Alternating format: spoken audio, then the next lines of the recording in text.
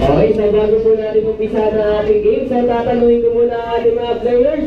Okay mga kids, ready na ba? Ready! Ayan, parang si Pia ready na. Ready ako sa gusto na marinig ka mga kids natin. Okay sa mga players, ready na ba?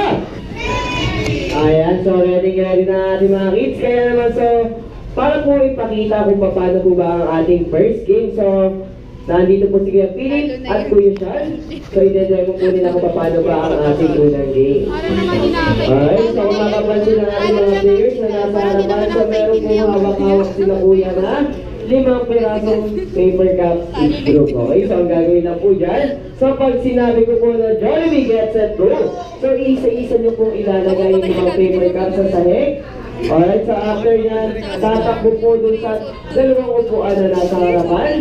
Okay, babalik. Kukunin po yung mga paper cups at ipapasa naman sa next player. Okay, so gano'n lang po kasimple ang ating game. Kaya naman, alam kong kayang-kaya ng ating mga kids. At syempre, nandito po ang ating dalawang party assistants para po tulungan kayo. Kaya naman, okay mga kids?